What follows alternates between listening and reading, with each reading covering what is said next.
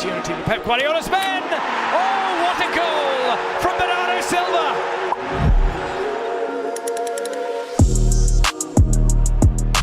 Played into the box, tipped up, it's headed in by Gabriel Jesus to complete his hat-trick. Gundogan, he's found Gabriel Jesus, looks for his fourth. It is put in, this time by Phil Foden. His second goal at the Etihad. This is brought down by Sané. Oh, Gabriel Jesus gets his fourth. 7-0 to City. Gabriel Jesus now released to Mahrez. So Mahrez onside, and this time he provides an assist for Kyle Walker. Left with Bernardo Silva. Moves that across, and it trickles across the line. Riyad Mahrez adds his name to the score sheet. This could be the opening opportunity for Pep Guardiola's men. Oh, what a goal from Bernardo Silva. He picked his spot. Bernardo Silva with the through ball. Mahrez will run onto it. He rounds De Gea and scores for City. Clinical stuff. He'll try and counter-attack here. This one's nodded on. Kevin De Bruyne gets it to Bernardo Silva. It's another through ball from him to Mahrez. Who will get there first? It's come to Kevin De Bruyne. De Bruyne, wonderful from him, and it's turned across the line for an own goal. It will go down as an own goal by Andreas Pereira. Very much on the left edge of the penalty area, so no one's going to shoot from here, I don't think. Fernandinho's up from the central midfield position. Ruben Dias is hovering as well.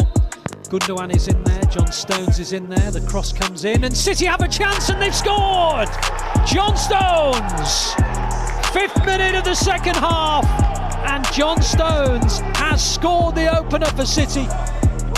Less than 8 minutes to go at Old Trafford. City leading by a goal to 0.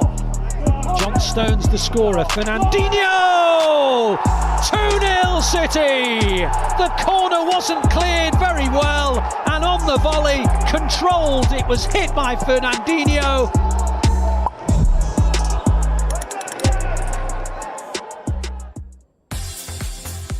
Good evening, everybody. Welcome to Matchday Live. It is semi-final night. It is the Carabao Cup, semi-final of the League Cup. We are taking on Newcastle at St James's Park in the first leg, of course, of a two-legged semi-final, with the final due to be played at the end of March. You can see the City team arriving at St James's Park ahead of the game this evening. I love the League Cup. I love semi-finals that don't take place at Wembley, and I love going to Wembley in a final. So what a night hopefully we have ahead of us.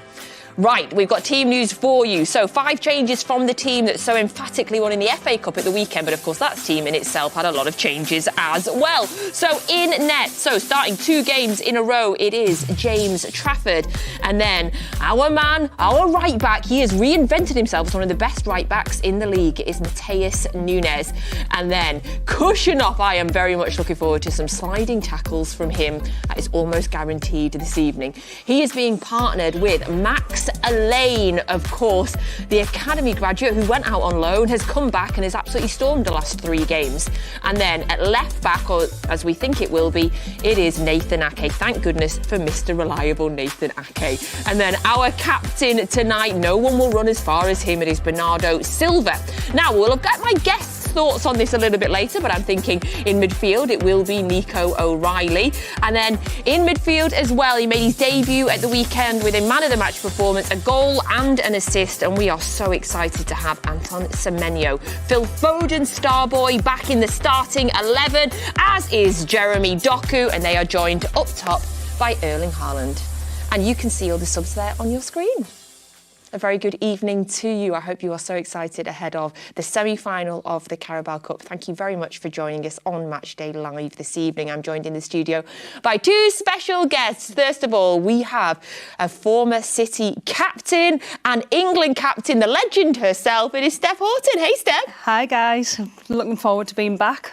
Always a pleasure. Always a pleasure to have you. Thank you so much. Thank you. And tonight as well, from the City Ramble, you're becoming a bit of a regular now. It's Amos. How are you, Amos? I mean, how did you follow that introduction? I know, I'm sorry about it's that. all right. You picked me up there, so I'll take okay. it. So I didn't really know what to say, but yeah, go on, Amos. I did score at 6-a-side last week, so, Okay. you know, former City England captain, captain. yeah, scoring at 6-a-side, so, yeah, but it's great to be here. How many shows is this now for you?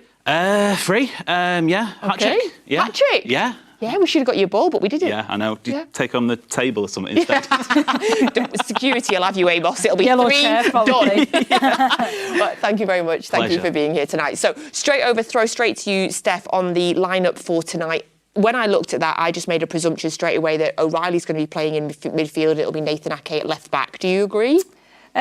We just had that conversation just before we came on air, and it's whether it's going to be O'Reilly or Nunes. I think Kuznanov's played right back before. Do you really want to kind of mix up that partnership with Kuznov and Elaine? It's a new centre-back partnership, but they've done well over the last couple of games. So I think it'll be interesting, but I think whether it's Nunes or O'Reilly, I think they bring different attributes, and obviously both played there before as well. So I'm looking forward to seeing how it actually kind of comes together in them first few minutes.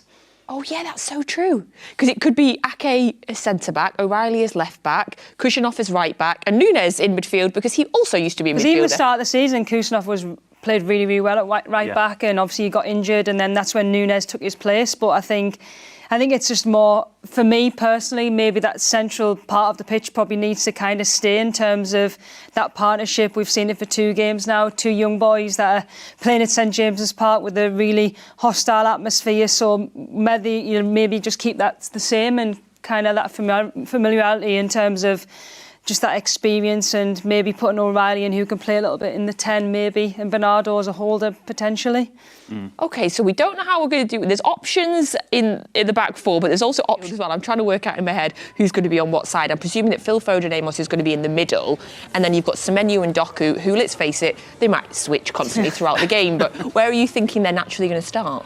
I think it's pretty much the same conversation we're having with the right back and midfielders, because if you remember straight back to when Doku signed for City, he came in as a right winger, and it was only up until maybe like a little bit further on down his that first season he moved over to the left. He's done really well there. Semenyo is one of the most two-footed players in European football. I think there's a stat going around that and funnily enough, I think Shirky's number 1 in terms of passes played with both feet. I think Semenyo's either 3rd or 4th on that list. So if I'm to predict, I think possibly Semenyo on the right, Doku on the left, Foden doing his thing in the middle. But yeah, in terms of the fullbacks, I'm none the wiser, so we just have to wait and see. I feel like if we blink and look away at any point, Steph, everybody could have moved to a whole other position. But that's also, we like to play this game. Yeah, I mean, look, if you're Eddie Howe in the Newcastle team, it's like, how do you even pitch that team tonight in terms of how you're going to play? But that's been a strength of our team for a long, long time, is that everybody's comfortable. And you look at Bernardo, like, what position have you called what he's played in this season? He's absolutely everywhere, and he's so intelligent. So I'm excited because this is a big game. I think Newcastle have got a few injuries, but also you're playing away from home. We've got that FA Cup victory at the weekend, and obviously you've got the likes of Semenyo that's coming in and trying to kind of stake his claim for the starting 11. Yeah, we'll give you the Newcastle team news a little bit later on.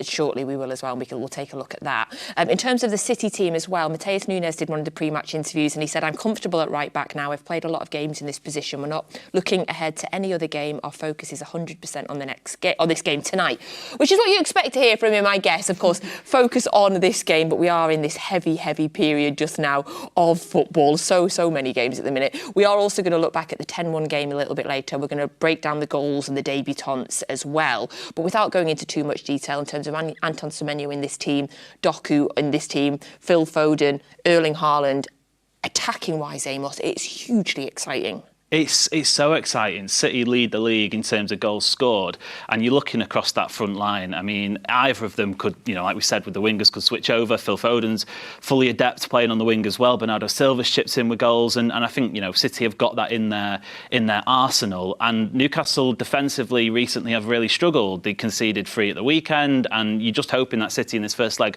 can go to St James's Park. Maybe it's not a win, who knows, but at least get a couple of goals and build that cushion for the second leg. We played them obviously in November and we got beat in that game. What do you think we could have taken from that game into this one now to make, take some positives, Amos? I think, you look at that game and I maintain that it wasn't the worst City performance. They created enough chances, I think, to at least score 3 goals. It just didn't happen. You have those days. Phil Foden wasn't necessarily firing. Erling Haaland struggled a little bit as well. And that happens in football. You can't continue that level of performance week in, week out. You will also say Newcastle created not a lot of chances as well. So defensively, maybe City are patched up a little bit with the injuries. But I mean, the 2 guys there, Kusanov and Elaine, it looks like they've been playing together for years. And I don't know, Steph, like when you're a young guy coming in, how much do you lean on that experience, or do you feel like he's so cool, calm and collected, he can just slot straight in? I think the experienced guys, the likes of Nathan Ake, he's played in big finals, he's been here for a long time. I think they'll be the ones that are guiding the likes of Max and Kusanov through, because even Max Elaine's journey over the last week to come back from Watford and play these 2 games and play so well, I think even though you've been part of the City system for so long, when you go away and come back, it's quite hard to get into that. But I think they should be really proud of what they've done. I think Kusanov, we've seen glimpses of him at the beginning of the season, but I do feel as though his position is centre-half, and I think his attributes for a centre-half, I think we've probably lacked speed over the last few years, and he brings that in abundance. So I'm excited to see, because this is a totally different atmosphere to Brighton at home and to... who did we play at the weekend, sorry? Exeter at home as well. There's so many games I can't remember who we played. I know, I don't even know what day it is still, Steph. I love Kusanov though, like you say, the pace. Sometimes you see him, and I think it was in the Brighton game or perhaps the Chelsea game, the attacker had a good couple of yards on him and he just took off, and it didn't even seem too difficult for him. But what I like about it, and I joked about it in the team lineup, is he loves a sliding tackle. Oh, Steph. He's a bit old school, isn't he? I love a sliding tackle. Like, it gets the crowd going. And in Manchester, when it's raining all the time, it looks even better. Yeah. So, I mean, True. he is a little bit old school like that. I think when you're coming in and you're coming into a new team, you think you probably fits into the City way straight away. But I do think like them old school ways of like using your pace and just defending. I think, and sometimes we miss that a little bit. We think about with the ball quite a lot, and I think that partnership's probably why it works, is that he's very much the defender and Max is the one that builds a play. So I am excited to watch them play against probably better opposition that we have over the last few days. I feel like I can't praise Max high enough as well, given, as she's mentioned there, he's on loan at Watford. He's playing regularly for Watford in the Championship. I mean, he played in the EFL Cup for Watford in the first round of that as well. And if you are wondering, the rule did change, which is why him and also Semenyo are allowed to play tonight. Semenyo has played for Bournemouth in this tournament as well.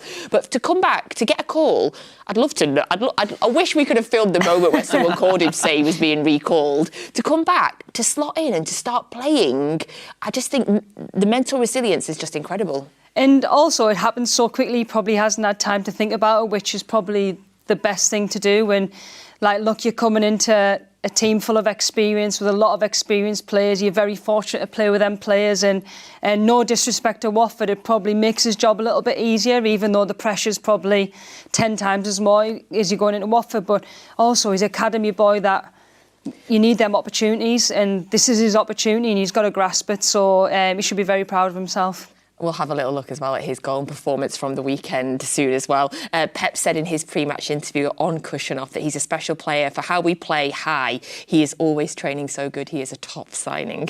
Yeah, I love him. I'm very excited by him. Right, thank you very much. That was the Manchester City team. Let's find out now the Newcastle starting 11 for tonight. So in goal, it is Pope. And then it's Miley, Chow, Botman, Hall, Bruno Guimaraes, Ramsey, Joe Linton, Murphy, Visser and Gordon. And you can see the substitutes there on the screen as well. So Voltemade there. I'm looking for Barnes. Yeah, Barnes and Tonali both on the bench. Of course, Barnes scored the 2 goals against us in the game in November. Looking at that team, obviously they're interchanging currently who's playing striker. Since Visser's got back fit, it was Voltemade, but now they're changing. Would you have had a preference on Voltemade or Visser, or are they both dangerous for you, Amos? I'm not too fussed about that. I'm surprised at Harvey Barnes on the bench, because I think he scored a brace 4 times this season, including one against City. So that's a real sort of surprise for me. Maybe it's a sign that Eddie Howe is looking at the fact that they're still in 4 competitions. Newcastle not usually sort of in this stage of the season in 4 competitions. They've got to manage the games. Perhaps Anthony Gordon, though, coming in on that left-hand side will no doubt be as dangerous player as you can imagine. But yeah, I mean, Voltemada's had a great start to the season. Vista's been unlucky with injury. I think they've got goals in the team, Newcastle, which is going to be a test for City's defence. But like you say, we've got goals in the team as well. Yeah, totally. We're seeing Harvey Barnes 2 goals against us, which obviously was only back in November. I'm just looking and adding up in my head. I think Newcastle made 7 changes from the team that played in the FA Cup at the weekend, but obviously that team again had a lot of changes. They bring back in Pope, Miley Hall, Guimaraes, Joe Linton, Jacob Murphy and Anthony Gordon, all come back in from the FA Cup game. Dramatic penalty shootout that they had against Bournemouth. Obviously, they went the full 90, the extra time, and the penalties as well. So looking at that team, yeah, the Harvey Barnes there is interesting. For you, Steph, in terms of when you look at that team, where's the worry area for you for City? I do think in terms of that front line, they have pace. I think in times gone by we've probably struggled with that, especially at St James's Park where there's space in behind, and that's why it's so good that Kusanov is in that back line and Nunez is as quick as anyone. But I do think in terms of that forward line, they've added like the likes of Vissa, who's starting tonight. He's probably coming into a little bit of form now, and also they've got the option of Voltemade to come off the bench and Harvey Barnes, who's in great form. So I think it is pretty much about the forward lines for both teams. I think it's who produces on the night and who's able to cause each other as many problems as possible. I think Anthony Gordon's been getting a little bit of stick from the Newcastle fans lately, perhaps not at the levels that he has been in past years. I saw the game when they were at Burnley a few weeks ago. I was covering that game. He had an assist in that game, but still didn't quite look up to the levels. But of course, Park is always a big occasion. It's a stadium that gets up for matches like this, and obviously they've not been in that many semi-finals over the last 20 years, but they've got experience in it over the last 3 or 4 seasons. So they do know how to manage those environments. They're the reigning champions in this tournament, so I think they'll look to build on that. And Anthony Gordon's been a key part of the team, so he'll be looking at that as a statement to send to, first of all, Thomas Tuchel, but also the rest of the footballing world that, yeah, maybe my season hasn't been great, but if I can do it against Manchester City, second in the Premier League, eternal champions it felt like for a long time in this tournament, then yeah, he'll be right up for that. Yeah, because of course we haven't mentioned yet that they're the defending champions, and we saw the scenes when they won it last year. We know what it meant to that city and to that football club to win the trophy. In terms of their route to the semi-final this year, they beat Bradford, then they beat Spurs, and then they beat Fulham. Of course, we were Huddersfield, Swansea and Brentford. So similar kind of, 2 Premier League teams for them to get to the semi-final. But as you say, Steph, we know how much this trophy means to this club. We respect the League Cup, but they're not going to want to let this go. No, they're really not, and I'm sick of actually Newcastle fans talking about the fact that they've won this cup, so it'll be even better if we get the win tonight. So,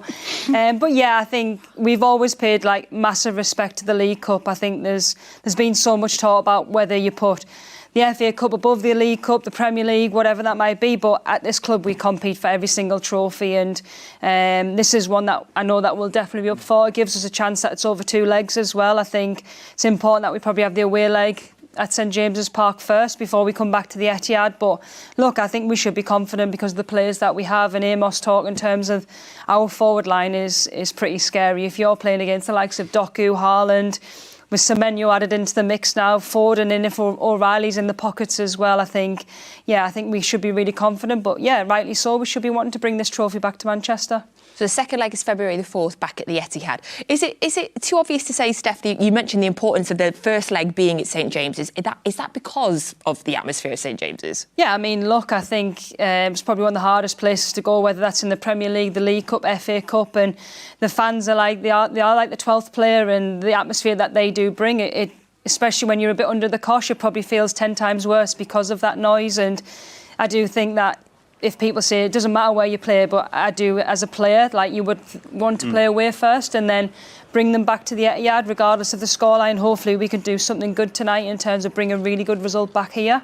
But I think it gives us a bit more of a chance if we need to kind of turn things around when it comes back to the Etihad with our home fans. I have to admit, Steph, when the draw came out and then the fixtures came, and I saw that we were in the second leg, I did breathe a sigh of relief, Amos. I imagine you were the same. No, totally. I know you say for players you feel it. I think fans as well. You cling on to it. Whatever happens in this game this evening, so you know that they're coming home to the Etihad Stadium. They've got experience of obviously navigating tournaments like this, Champions League semi-finals, etc., etc. I just think it's natural. You want to be in your home environment for second legs. We saw a minute ago Bruno Guimaraes walked on. He is one of my favourite players in the entire Premier League. Every time I watch Newcastle, it feels like he controls everything. Everything goes through him, and he's also got that He's got that personality that I love in a footballer, Steph. You know, that you had. You know, that grab the team by the scruff of the neck and pull them forward when it's not going their way. I feel like he is going to be such a key person for us to try and we have do to nullify something. him. We have to, definitely. And I think that was probably evident in the previous game this season, was that he started to pull the strings a little bit in the midfield. And that's where the second half starts to turn, especially when we're missing chances first half. I think he realised that there was probably a little bit of a weakness there, and he was able to recognise that. And I think he probably is a bit underrated in terms of the Premier League. I don't think people really speak about him enough, but in these big games he gets up for it, and I just love that fact that he is that inspiration for Newcastle. I think he's a top quality player, and he can do a bit of everything. And but whenever that midfield changes for Newcastle, he is definitely the mainstay, and you can see that with how he plays, and also he's able to cheer the crowd up as much as possible. He's proper Geordie now as well, isn't he? Like they've properly taken him to the heart, and he's one of them. I've never heard of many Geordies called Bruno, but well, yeah. He's a Brazilian Geordie, yeah. No, he's great. I think he's a fantastic midfielder. He's that midfield general, and a little bit like his compatriot once upon a time, Fernandinho, who obviously we adore at this football club. And you need that in a team that wants to battle for trophies, because you're going to have tough moments, and you're going to have moments where you need to dig in, and I think he is certainly a player who does that. In terms of the teams tonight as well, of course, two world-class managers played this evening, of course, our very own Pep Guardiola, but Eddie Howe continues to grow as a manager and continues to gain more and more plaudits. The rivalry that he has with Pep as well sort of changed, obviously, when he got his first ever Premier League victory against Pep's Manchester City, of course, back in November. I remember it very clearly. It was it was gutting. Howe got his first victory against Pep. So we thought we'd have a little look at the comparisons between Pep Guardiola and Eddie Howe. Of course, Eddie Howe has a few years on Pep, but let's take a little look at the comparisons. So Pep 54 and Howe is 48 as well. In terms of games in charge, Pep's had 564 games in charge with a 70% win rate. Just like to drop that one in. Howe's had 204 games in charge with a 52% win rate as well. So Pep had won all previous Premier League encounters against Eddie Howe's Newcastle, or Eddie Howe actually, until that November game in 2025. But I think for Eddie Howe, people have been talking a lot this year about how he's managed to transform this Newcastle side, how well he's done with them, how the recruitment, the buying, but also the way that the team plays well. In terms of Eddie Howe as a manager, Amos, how impressed are you with him? Oh, he's fantastic. I mean, when he was brought in by the new owners, it was kind of steer us away from relegation, solidify us in the Premier League, but he has been able to take them on to that next level and to deliver that trophy last season. I mean, he'll be revered whatever happens from this point on. I know some Newcastle fans have been a little bit, OK, can we get to that next level? But I think there's factors involving, obviously, transfers, etc., etc. And to be fair to him, I feel like that result against Pep has been coming for a while. In City's last 5 at St James's Park, I think it's just 1 win. So it goes to show that they have really not only built that fortress, but also Eddie Howe is starting to just chip away at that record that Guardiola has against him.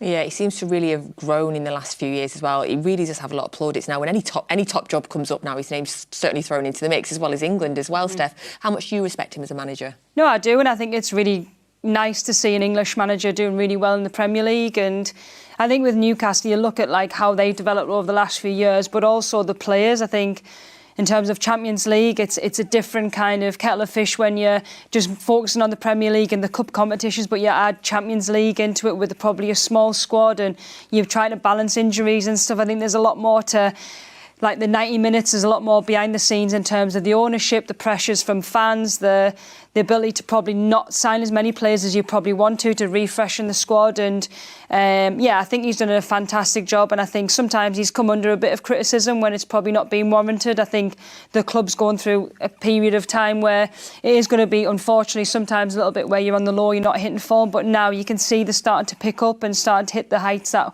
we've probably seen of Newcastle over the last few seasons. Yeah. Yeah, absolutely. In terms of his management style as well, Amos, what I often like to do, because we've been so blessed to have had Pep at this club for such a long time, and we know that Pep's changed English football for forever, I often like to look at younger managers and think, how has Pep influenced you? Do you see any of Pep's style or Pep's management style in Eddie Howe?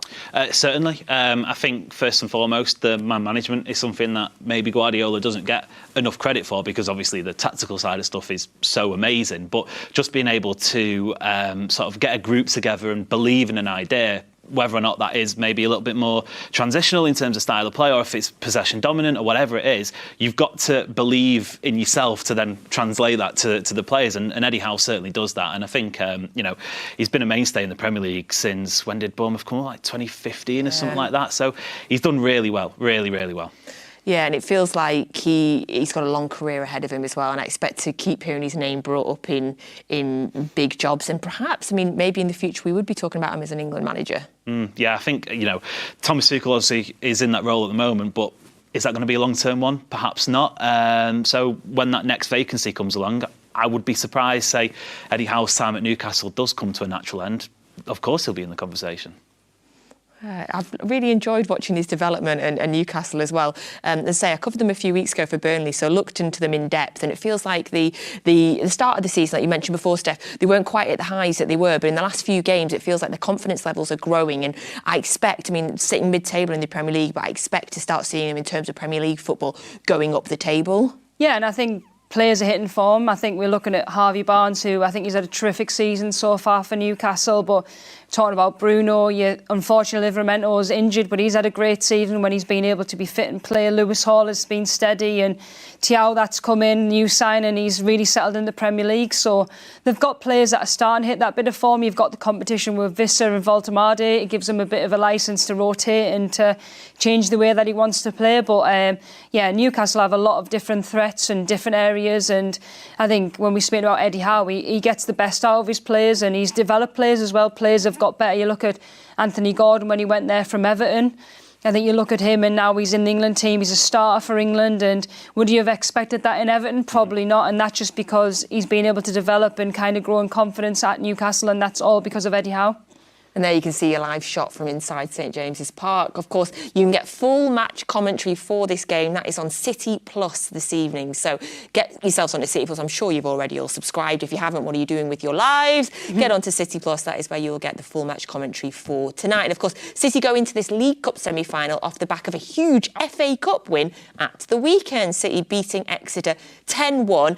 And let's just remember, on a weekend where not all Premier League clubs won against lower league teams. So I think we should just take a minute just to appreciate that City did go in, respected the competition, good team, and a big victory. But I think some of the key things that came out of it were how well the debutant in Anton Semenyo, and of course some of the younger academy players did as well. So I just wanted a chance to look back at all of the goals and just to re-talk about this game. And we got long enough. Yeah, I know. We're just going to bang them out, Amos. Yeah, I did re-watch the highlights, that they put out, and it was just a shot of every goal. There was no replays of every goal. There wasn't time for it. So lots of positives came out of Saturday, loads of positives. Of course, the one that probably stands out for City fans, I don't know, you probably have your own. Mine is the performance of Anton Semenyo, to have signed on a Thursday, to have come into the club, to start a game on the Saturday as well. Not only did he score, but he also assisted. He was the first Manchester City player to assist and score on his debut since Aguero. Yes. Very good, Amos. He's seen that on a tweet, hasn't he? I know, I do. It was Swansea. It was Swansea, wasn't it? Yeah. It was Swansea. Well, we're looking at his assist, and I think Erling Haaland must be looking at that and just thinking he cannot wait to get on the end of some of those crosses. And he can go both-footed, like Amos said before. He's so flexible, and I think he just tries to keep it simple. What a fantastic goal, just roll it in the bottom corner, and unforgettable debut, especially with what he did in terms of signing Thursday, one-day training, and just to fit in like that, I think.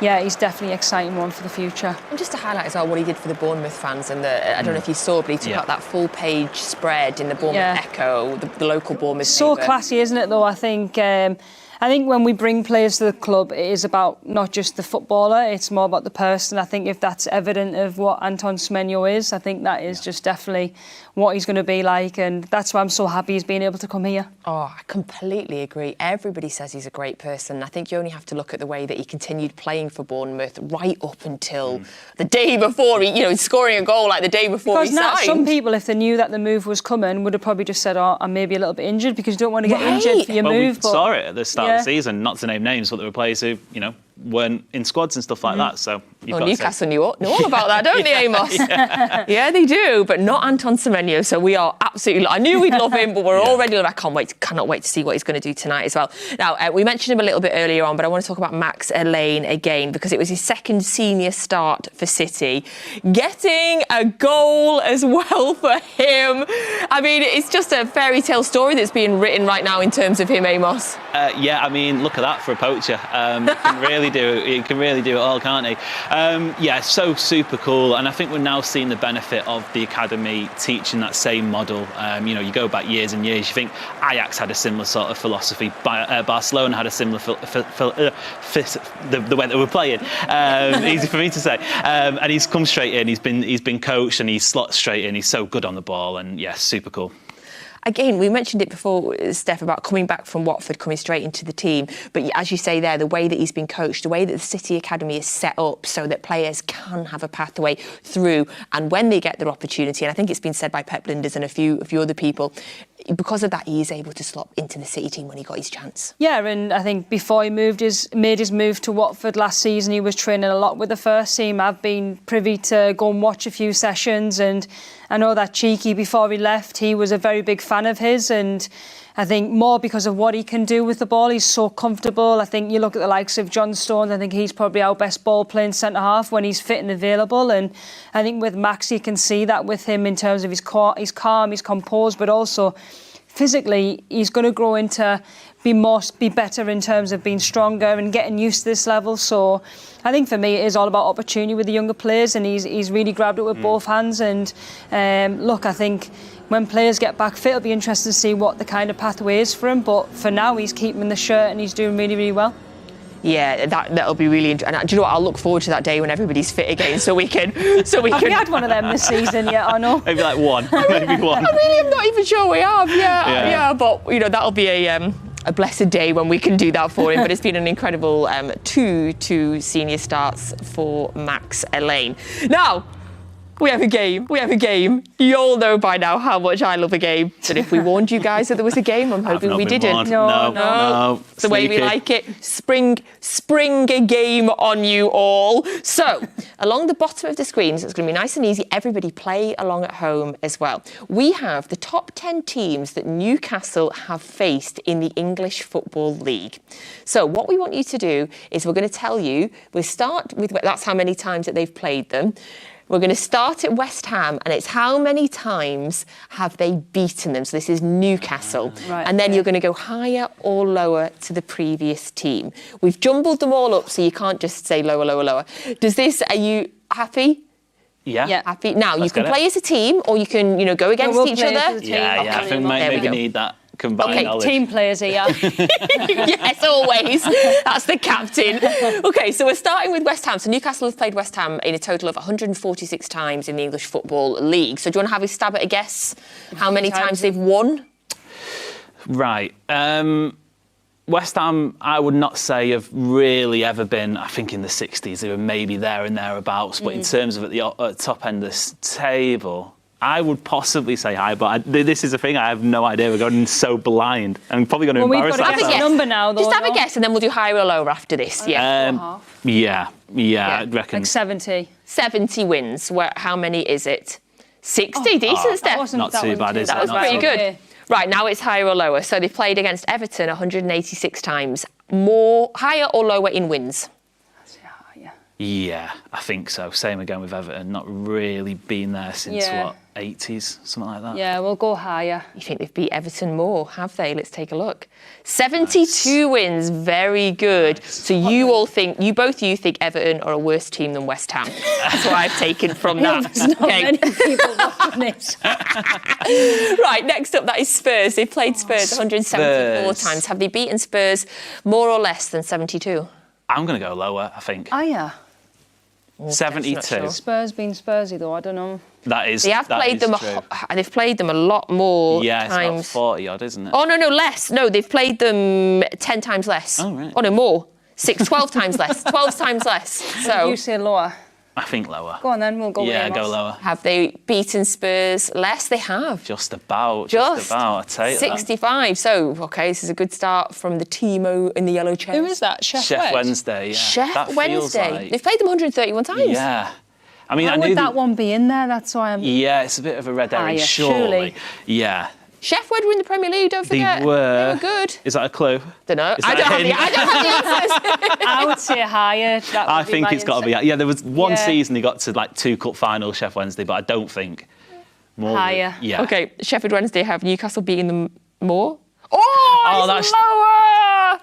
Right. Okay. yeah. Arsenal. They played Arsenal 190 times, but that's Right. a tough one. You know what? That is Arsenal tough. Newcastle was always like the big fixture, wasn't wasn't it? Yeah. Some crazy results in that, but I do think And that's close to 200 times though, because we're only going to get 58 or more. Yeah. So if they're beating them more than 1 in 3 times, essentially. so. You're very logical. I'm just like a monster. I'm like, Well, clearly not, because I said higher and it was lower. Steph, what do you think? I think lower, but I don't. You think lower? You're the skipper. Do you think that? I just think because it's such Got to a go higher then. big number. Right. We'll Okay. see. Go higher. Yeah, higher. Higher. 69. Ooh. Well done. See, a good leader will always listen to other True. people. True. Okay. Great leadership. They've played Forest 118 times, so like a lot less. Yeah. 70 odd less than they played Arsenal. They What do you can't- think? Right, come on. Lower then. Yeah, so to use that logic again, there'd need to be 70 wins. Yeah. So would they have... Yeah, it's got to be lower. It's got to be lower. Lower. Yeah. Lower?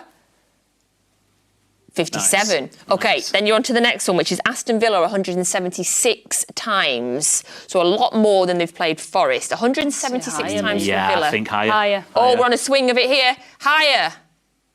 76. Oh, that's the most so far. Yeah, that's high, isn't it? Okay, right, and that is Chelsea, 179 Big number though, times. but I don't think it's going to be higher than that. 70... nah. Lower. Yeah, lower. Lower, 58. Look at this. I wouldn't have guessed that Villa was the team they'd beaten the most so far, you know. Okay, on to Blackburn Rovers, 145 Former Premier times. League Won the champions. Prem, yeah. More than 59 times. I Maybe. think, yeah. Yeah. I think more than me. Okay. Higher. Higher. 60! Oh, that was close. Just about. Okay, the last one is us. Right. 188 Yeah. times. Probably should have looked this up actually. Before I don't know whether this starting. will go well on a Man City show, whether we said It's all right, we don't So, mind. yeah. What do you think? I would say we had a lower, lot of but- years when we were rubbish and we remember them. Yeah, 188, so they'd need 61, so that's about, what, 120 games split between the draws and the wins for City. Is it higher?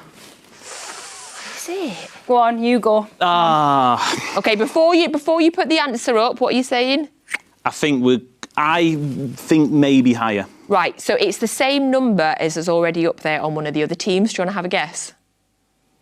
57. 65? Okay, let's have a look. How many times have Newcastle beaten City? 69! Very close! Let's hope Same it as stays like Arsenal. Wow, so it's... See, I knew I needed logic in this. Us and Arsenal the second most. Then it's Villa. Okay. Well, let's hope Cool. that number is Yeah. not changing this evening. I know we're only focusing on tonight's game as well, of course. That's what Pep said. That is what Mateus Nunes says. But if you've got one eye on Saturday's derby, you might be interested to know that Manchester United have appointed Michael Carrick as their interim manager.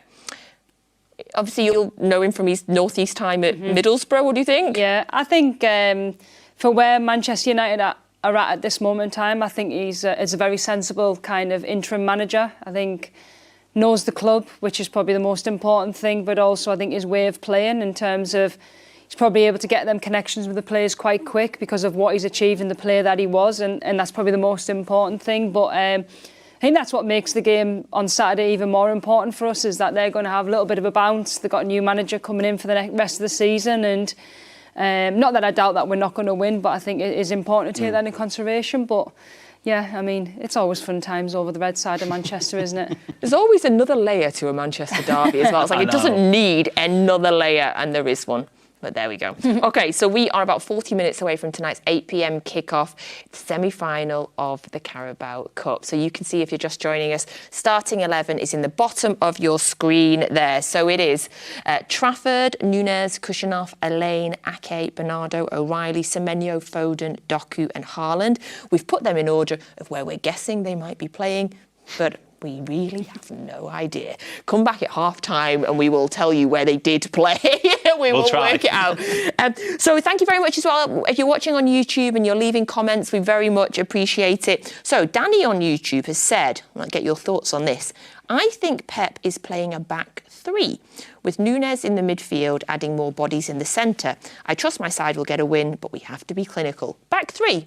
Could be. I think maybe with the ball, I could see that happening. It's not something we normally do, play back three, and I think why would you change it now? That's just my personal opinion. I understand from the bodies that are on the team sheet, but I think with the ball we generally do tend to play with a bit of a back three and invert one of the full backs. So it'll be interesting, but I think at this stage in the season, do we change things? Maybe not. Especially with the lack of recognised holding midfielder there. Perhaps it is Nunez who steps into that midfield, because you've got Ake at left back nominally, but obviously he is so adept at centre half usually. So I could see that definitely being the case. Yeah, and I feel like if it was playing a back three, the two fullbacks, you'd probably be expecting them to bomb all the way up. And we will have wingers that like to hug the sides. So who knows? But do you know what? Danny on YouTube, you could definitely be right. We will look forward. We'll look forward to finding out. And you can see that's the team coming out there. Another lovely we have the best range of tops that they come out in. I know. Every week I think I want that. So they're coming out now to warm up onto the pitch. There's our Georgia from social media team in the background as well. Anton Semenyo going onto the pitch. I can see Pep Linder's in the background as well. Oh, look at him. You've got to love him. So, of course, we're talking about where people are going to play, partly because due to some of the injuries that City have picked up over recent weeks as well. Of course, we send all of our love and best wishes to Joško Vardio. We hope that he recovers from a tibial fracture very, very quickly indeed, with all perfect health, and nothing but love there to Joško. Of course, Ruben Diaz as well has a muscle injury, as does John Stones as well, which is the reason why we're talking about this different back four. I wanted to ask you, Steph, because obviously yourself, you're somebody that's had serious injuries that you've overcome and come back playing as well. In terms of Joško's broken leg, did you break your leg? Yeah. In your career? No operation, so yeah, that's probably why it's a little bit different. But I mean, look, Guardiola's been immense for us since he signed, playing left back, now playing centre half. I think he really showed that he's going to be one of the best centre halves in the world, if not that now, in terms of what he can bring and his physicality, but also his ability to score goals from set pieces. I think he's such a mainstay, and this is just such a shame that he's been injured, because he was probably at the peak of his form. He's playing really, really well, but I think as a player, you know, when something like that happens, and for me, like what you said before, it's about him being back healthy. He'll come back bigger, stronger, faster, better, and that helps us. But obviously we're going to be missing him for a few months, and I think my only hope from him is that he's able to make the World Cup as well. That's exactly what I thought. Yeah. As soon as I heard, I thought, it's the World Cup year, and you want the City players to be at the World Cup and to shine at the World Cup and to get an incredible experience. I think when you look back on that as well, and I remember it sitting in the stands on the day as well, as soon as he went down, I just thought, oh no. Because normally he's a player that just gets back up, and I think that's the worry. You know your players, and you know that when he's hobbling off, you're thinking, oh my God, what is it? And I think it's so sad to hear the news, because at this time of the season, it's when our big games are, and this is when the season's made in terms of back-to-back games every 3 or 4 days, and he's a really, really key player in terms of what we do and how we defend as well. But I think it's an opportunity for somebody else, and we wish him well, but obviously the likes of Max Elaine, Kusanov, Ake, they're getting the chance to play now. Yeah, there's something kind of cruel in the fact that football and life just doesn't stop. There is another game, and you put another 11 out, and you keep going. And like Steph says, Amos, Guardiola was in the form of his career for City, just really, and building that incredible partnership with Diaz for both of them to get injured. I just feel so cruel. Yeah, I like to describe him as a football unicorn because he's so unique in what he does in terms of, we say left back, we say centre back. There was a game against Sunderland earlier this year, at the start of the year. He was playing centre forward for a bit of it as well, and he has popped up with goals, and I think he had the most goals for a defender in a single season a couple of years back as well. So you can't replace that. But as Steph says, one person goes down, that's an opportunity for someone to come through. You talk at the start of the season, Kusanov was playing right back, he gets injured, Nunes comes through. So fingers crossed that can be the same if it is going to be Elaine, if it's going to be Kusanov, whoever. But yeah, just devastated for him because he's, like I said, the football unicorn. And Nico O'Reilly's also took his chance when Reinier Nori was injured. Steph and I have spoken on this show as well about his influence in set pieces as well. I don't know, on corners he seems to be able to jump so high. I don't know how many. I'd love a stat on how many corners he was being the first man to and bringing it down as well. And have a study of it tonight about how we've changed the way that we take corners because he was so lethal there. Yeah, definitely, in both boxes. And it's so important nowadays in the modern era because we've seen how crucial set pieces are for clubs to be getting goals when, maybe the quality of opposition's improving, so you've got to find those sort of margins. So yeah, like you say, World Cup is certainly on the agenda for him. Fingers crossed he's back for that. But it's a massive blow. So you're just asking the dressing room to sort of rally and pick themselves up. Yeah, I don't like to speculate, but when I saw it, I did, a broken leg. It sounds so horrendous, Steph. Do you think there's a chance we could get him back that he could get back for the World Cup? Yeah, definitely. I really do believe that he'll not miss that tournament. I think if anything, the rehab will probably be geared towards that tournament rather than our season. I think also now these players are so kind of unique in the way that their bodies are, and they're so super fit, and it's not like what it was 20, 30 years ago where it takes a while to get back. There's so many things. He'll be in that treatment room, getting as much physio, keeping as fit as possible so that when he's ready to go, he's ready to play rather than taking another few weeks to go to train and get ready. So I hope so for him because I think he needs to be playing in them sorts of tournaments. Yeah, and we have an incredible medical team here, so we're very blessed with the medical staff that we have at the club as well. So, of course, it feels quite sad to be talking about these injuries. And again, we send Josko and Ruben and John Stones all of the love and luck, and we hope that they come back healthy. But we thought we'd try and lighten the mood a little bit by looking at some crazy, weird injuries that have happened in football in the past. What a way to lighten the mood. We called this section Football's Weirdest Injuries, which I just love. One that came obviously to mind that you might have heard previously was about Newcastle's Dan Burn when he revealed on TV that one of his fingers had been ripped off when he caught his ring on a fence pole. Ooh, ouch. Wow. Oh my ouch. Does anyone else immediately touch their ring and just go, oh my God, yeah. Right, so I'm going to show you a form of football. I'm going to give you two possible explanations on how they injured themselves, and you have to work out which one is real. We're starting with former Manchester City legend Frank Lampard. I love saying that. The Chelsea fans get so wound up, don't they? Former Manchester City legend Frank Lampard. He broke his hand as a manager of Everton when his side clinched a dramatic win over Newcastle in 2022. But how did he do it? Did he break it during the wild celebrations after Everton scored late on to clinch the victory over Newcastle? Or did he slip on the way back into the dressing room after the game and he broke it when he put his hand down on the floor to catch his fall? I think more the second one, no? That sounds more realistic, doesn't it? What's he doing in the celebrations if he's... punching someone, probably. Second one. Yeah. Did he slip and fall?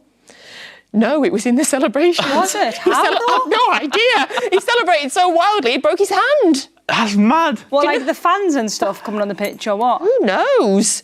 I'm just saying though, Amos, if you don't break your hand if we beat United on Saturday, I know. You've not celebrated enough. I know. He set the standard there, hasn't he? What a picture there of Carlos Tevez. By the way, he's ageing in reverse, Carlos Tevez. He looks so well since he retired from football. So he just rejoined Boca Juniors in 2018 when he pulled his calf. But how did it happen?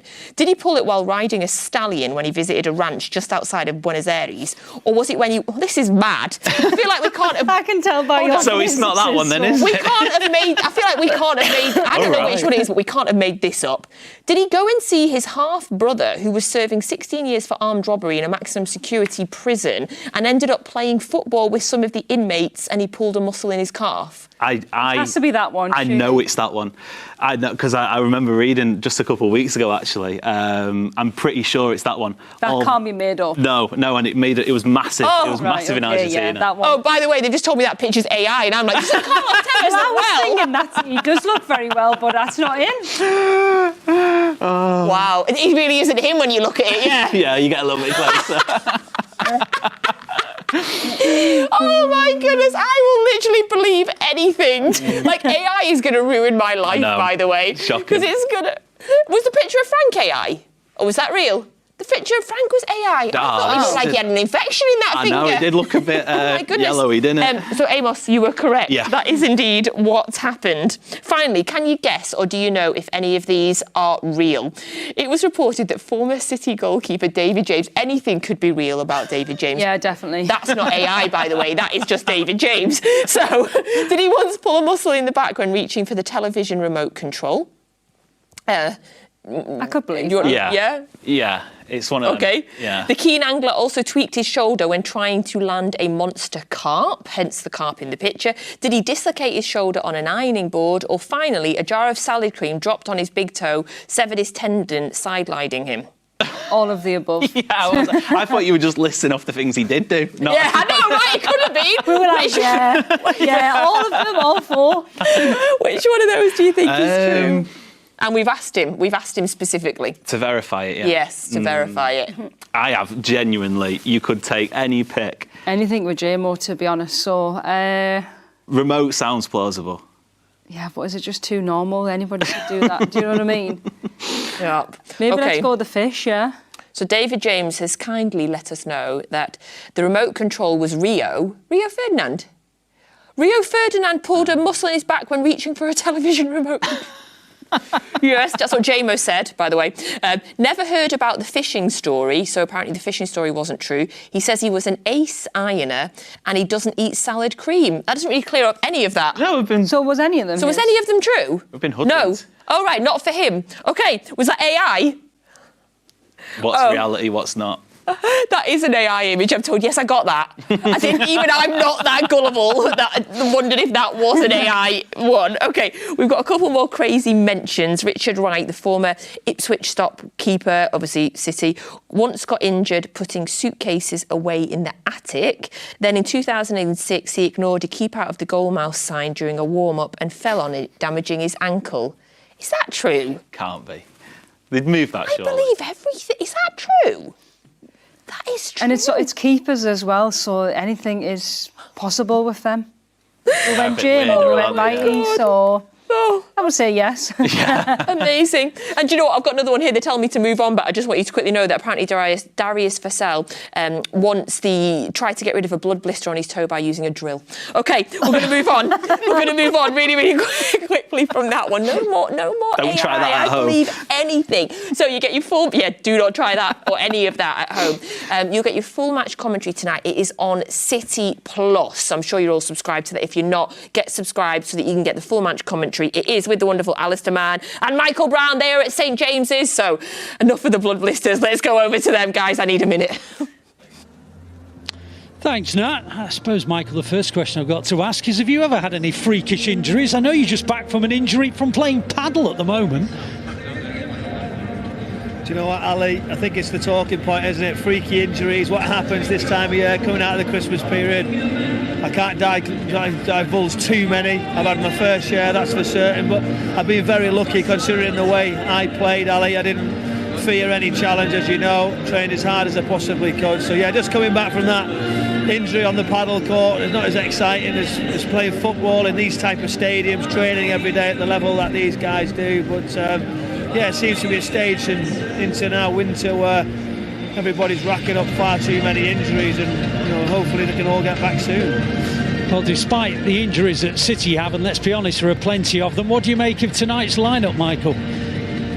I think it's always one of those of interest when you in a first leg of a semi-final. You're looking over your shoulder and saying, well, it's make sure we do the right things, not to take too much risk, because we feel back at the Etihad we can certainly produce the bigger result. I think ultimately the talking point is obviously that defensive line, isn't it? Kushinov, Max Alain getting another opportunity. And not only Ake and Nunes, we're seeing Nico O'Reilly. The chat is whether we've seen before Pep could have so much flexibility with that. Kushanoff could switch across to the right back, but I think it looks like Nico O'Reilly is going to be that holding midfield player today. So somewhere he knows well. He hasn't necessarily been involved in those positions since he's come into the first team, but I think he'll really enjoy the challenge. Something different. He'd probably more like to have been in a more of a number 8, which means a little bit more in between the two, a bit more advanced, getting into some higher positions.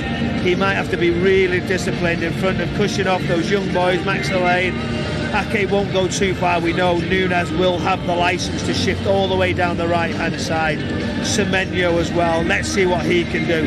And Newcastle's back line, little Miley playing at right back. And then we can see, can't we, the one-on-one of Jeremy Doku, who's going to be a real focus point for Pep Guardiola. So an exciting one ahead. It's going to be tough. We know coming here, that atmosphere, that lift they get. But it's, again, not to be too adventurous, and it wouldn't be the worst if he came away with just level on the night, but Pep doesn't play like that, does he? It's about winning the game. It's interesting, isn't it? There's a lot of people, when they talk at the start of a season, they say that Carabao Cup is 4th in the list of priorities for the big teams, and yet here we are with 4 Champions League teams in the semi-final. What does that tell you about this competition? I think as well, over the years, I think if you look at this football club in particular, and Pep's reaction, he's always wanted to do well, and the delivery we've had in the Carabao Cup final, I mean, we've been in and around it. We almost call it the Man City Cup, don't we? Because it's that many times. So we realise what it brings. I think we've seen the joy of Newcastle when they've got to a cup final and lifted it, that they hadn't done it for such a long time, and rightly so. Now people with the depth, the squad that they have, to be able to make those changes, progress into the later stages, trying to take it more serious, and I know this is what we want, and obviously for the trophy it's getting more respect when we get the level of competition right into the later stage. So bring it on. It's going to be exciting couple of nights, isn't it? The first round, and let's see who can progress. So yeah, exciting draw all around, and to have the level of opponents makes it even stronger. Because they saw off Arsenal in the 2-legged semi-final last season, and then of course Liverpool in the final, is there a sense, do you think, of expectation that they're going to knock City out rather than, just hope that they might do so this time around? I think it's still hope. I think when you were looking at the draw, they'd have sort of said, we don't want Manchester City in this way round in it. They wouldn't have wanted it either. So they've been really struggling in that defensive line as well, and that's something of the 2 younger boys, similar to City really, that they've had to make changes, put younger players there in Miley, that midfield boy going out into the right back area. That Dan Burn, the hero in this trophy, is also unavailable, and a huge miss for them.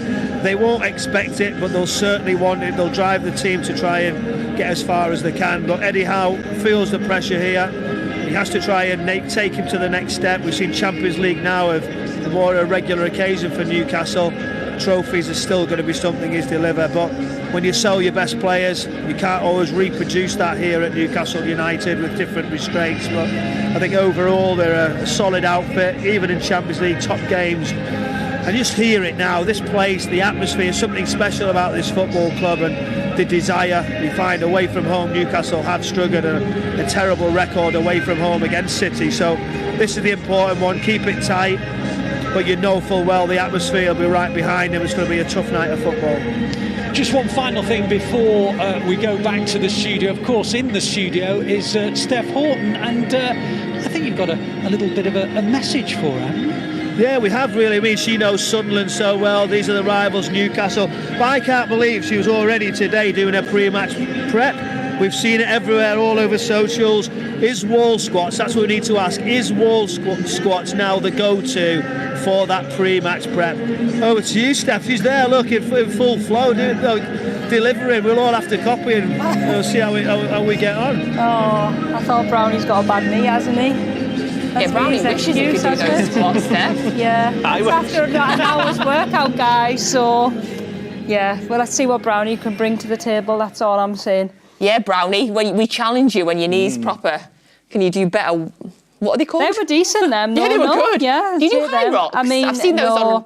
I knew I'd get a few comments on, that's not a rep. This is not a rep, and I'm just like, I'm not really bothered, to be honest. At the end of a session, I'm trying to keep fit, guys, and keep healthy. So. Well, you're inspiring us, Steph. Thanks, guys. You're inspiring us, yeah, Michael Brown. Did you have any like teammates had any weird injuries, by the way, going back to that? Not that I can think of off the top of my head, to be honest. I can't really think. I'm sure there will be some crazy people, but maybe they've not said and just said, oh, yeah, I did it from training. So Keeping it quiet. Yeah. Did I see either of you over Christmas? No, I don't think I did. I have my own weird injury story for you. Over Christmas, the makeup artist in here had to work very, very hard. I had a black eye that I got on Boxing Day because my 8-year-old son, Reggie, hit me in the eye with a lightsaber. Occupational hazard. A lightsaber. We were, do you know what, I can't even deny we were battling each other. I'm guessing you lost. Yeah, his lightsaber, by the way, was red clear because he's a Sith. That's why I got a red and you couldn't touch the red one. Yeah, obviously. Thank you, Amos. That was a very geeky comment there. If you watch Star Wars, you'll know what that means. Let's move on quickly, but then the black eye has gone now. Okay, let's go back to the Exeter game because we started to look at the 10-1, but we had to break it up into two sections because there was 10 goals at the debutants and the goals. So let's have a look now at Nico O'Reilly's goal before we move on to Ryan McAdoo, obviously one of the stories of the round as well. So Nico O'Reilly, I mean, Amos, in terms of Nico, Amos, that's a great head, by the way. And he's just so cool after it as well. He's just killed a header in. You'd be lucky to do that with your feet. The spin on the ball, absolutely. He's got a great eye for goal. I think that goes underrated a little bit. He's in the box in the final third. He's so good. The next one I want to have a look at is Ryan McAdoo. We've got a Rayan, and a Ryan now at City as well. We've got a Nico and a Nico and a Ryan. Oh, yes, no, not to make it confusing. And a Linders. We have. Oh, let's not make it confusing.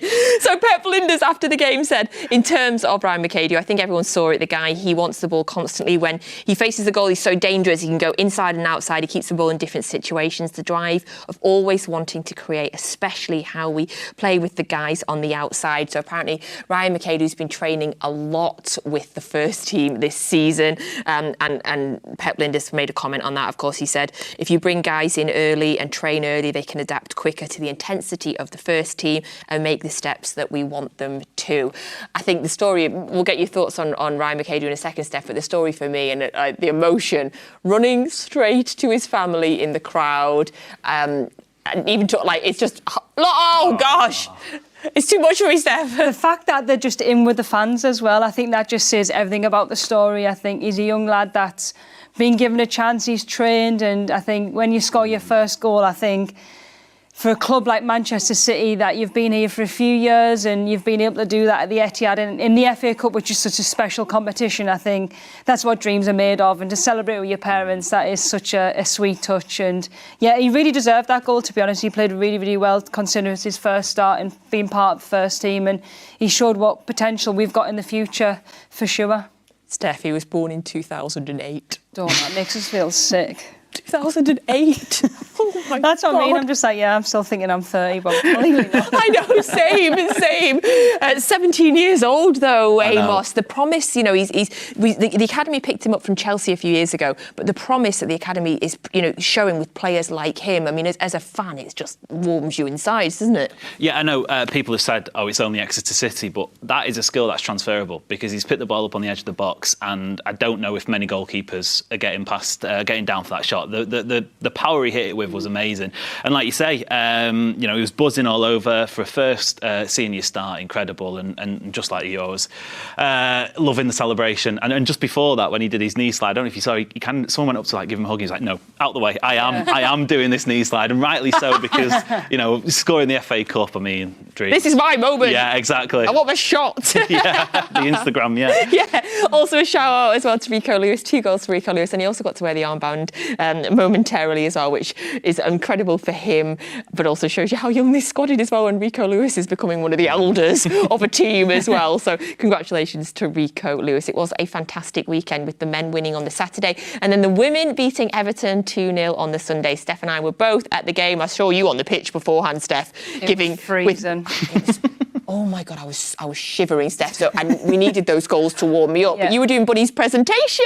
How was that? Really massive honour, I think, to be able to do that. And as soon as I got asked, I was like, yeah, it's a no-brainer. I think to have someone like Bunny who scored over 100 goals for the club in such a short space of time is unbelievable. And Bunny knows how much of a big fan I am of hers, and she's so prolific, and just to be there and to do something like that is very special. But yeah, I mean, it was freezing on that touchline, and I was thinking, let's get this photo and get back, and you go and do your stuff, Bunny. Yeah.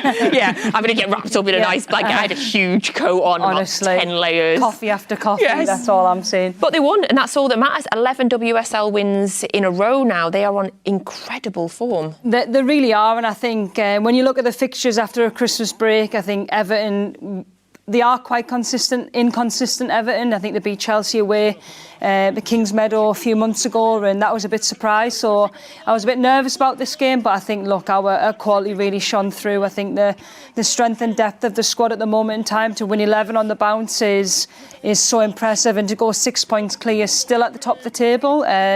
It's very much in our hands, and I'd prefer us to be like that rather than chase them, because we know how hard it's been to chase Chelsea down previously. So to be there at the game and for us to get 3 points and see some of our superstars getting back into form was, a very good day. I love Bunny's hold-up play here, how she the little dink over of the ball to Miedema, or this is Carolyn's goal, sorry, for the second goal. In terms of Carolyn, though, a little bit lucky there probably with the bounce off the Everton player, but the way that she takes on the players down the side, we're really getting to see what she can do. Yeah, I think you've probably seen a little bit of Carolyn the end of last season. She got given a bit more freedom. She likes to have skills, she's quick, and I think she made something happen then, which is what we need, especially against Everton, who were sitting very low defensively. And she was outstanding, Carolyn, by far our best player. But this is what I love about these two. I think Miedema and Bunny, over 150. That partnership is just unbelievable. It shouldn't be allowed. In terms of goals and assists between the both of them, and I think they're getting that understanding now. And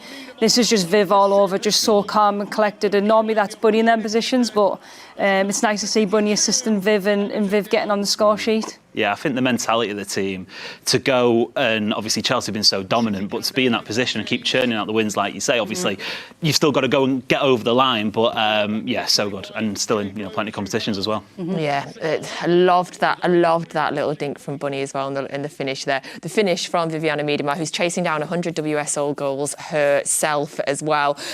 We spoke to her, we caught up with her. Let's hear it now from Vivianne Miedema. So against Everton at the weekend, you scored what would be your 92nd goal in the WSL. How did that feel? It was good. I think at that moment, obviously it was the 2-0 in the game, so it felt like we kind of put the game to bed.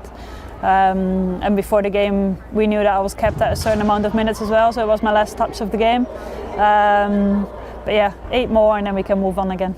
Well, I was just going to say that, 8 more as you say. Have you set your sights on that target of hitting the 100? Not really, to be honest. Obviously, if it comes, it comes. It doesn't need to come this season. I'd much rather stand with a title at the end of the season in my hands than me scoring my 100th goal. But eventually, it will probably, happen at some point. What would it mean to you to hit that milestone? I've obviously just hit it with the national team, and I kind of thought it was just going to be a milestone and I could move on from it. But I think it is special. Obviously, I've been in the league for a long time. Played at Arsenal for a long time, then came here, and it would be nice to be able to actually get it here. And the next game is in a different cup competition, so we've got Bournemouth in the Women's FA Cup. How is preparation going for that game? Obviously just started today after the Everton game. We know and we take every single game serious, and we only live game by game. So for now, the full focus is on the game on Sunday. I think it's a great opportunity for them to play like a WSL team. It's very far away for us, but we're really excited to play those games too. Touched on it a little bit, but obviously with the win at the weekend after the Christmas break, is that a good sort of starting point for you going into this weekend? Yeah, absolutely. Obviously, as I said, we were on a roll before Christmas, and you never know how you're going to come out of the break. And to get that win was really important, I think, for us. And the same for the weekend. We need to take every game seriously because we want to get far in the competitions, and we want to get back into that flow that we had before Christmas as well. And obviously, balancing cup competitions versus the WSL challenging Chelsea at the top. How are the team finding the balance between those sort of cup competitions in the league? I think, as I just said, like, we prepare game by game. Like, we're not looking forward to March. We're not talking about a league title. We're not talking about like finals and anything yet. Like, it's just about the next game. Right now the focus is on Bournemouth, and after that the focus will be on Chelsea. I think if you don't live in the here and now and you get too excited about the games farther along the line, then you'll end up dropping points or losing games beforehand. So I think that's the most important thing we can do right now, and just focus on the next game. We have Steph Houghton with us tonight. Have you got a message maybe you'd like to just send to Steph? Well, we've done our interview thing last week together, so you're probably pretty busy at the moment with loads of things. But yeah, just keep supporting us, keep helping us the way you're doing, and good luck. Do you have a special memory about playing against her, either in a game or in training? Don't really think she wants to be remembered of those memories, to be honest. Obviously Steph was a really good centre-back. It was always tough to play against her. I think a lot of times they came out on top, then we came out on top. But yeah, it's always been nice to play against her in that sense.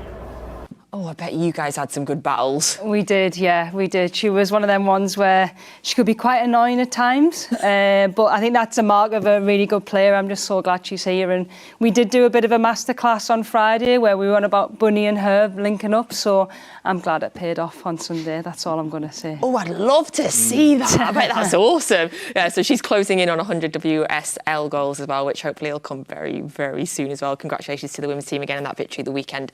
11 WSL wins in a row, 6 points clear at the top of the table. So the men are less than 10 minutes away now from the League Cup semi-final against Newcastle. This is the first leg. The second leg is the 4th of February, and the winner goes on to the final at Wembley on the 22nd of March. If you're just joining us, you want to recap, the starting 11 is on your screen along the bottom. It is Trafford, Nunes, Kushanoff, Elaine, Ake, Bernardo Silva captain, O'Reilly, Semenyo, Foden, Doku and Haaland. That is your starting 11 for City for tonight. You can see they're packed out St James's Park. It is going to be some game. We've had some cracking games against Newcastle over the years. We are getting close now. Amos, what's your heart saying?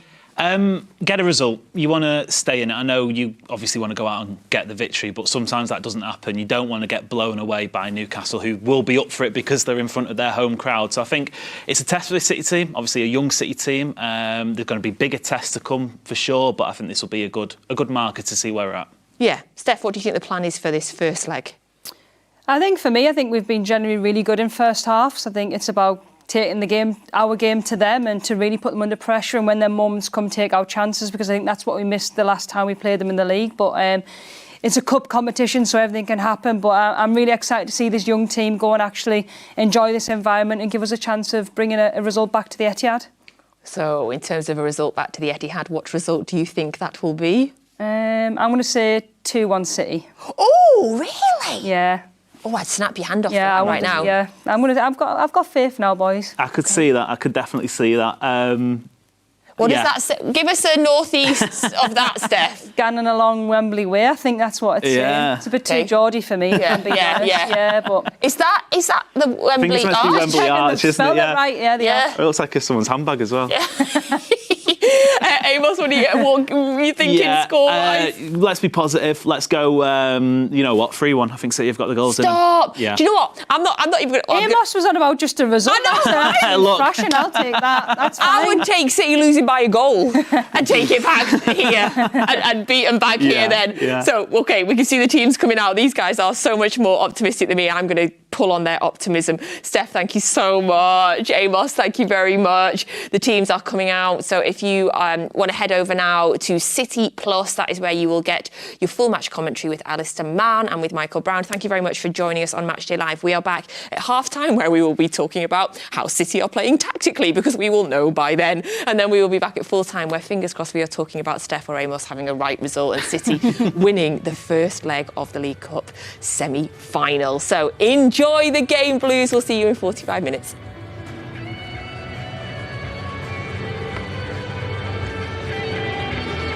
Thanks, Nat.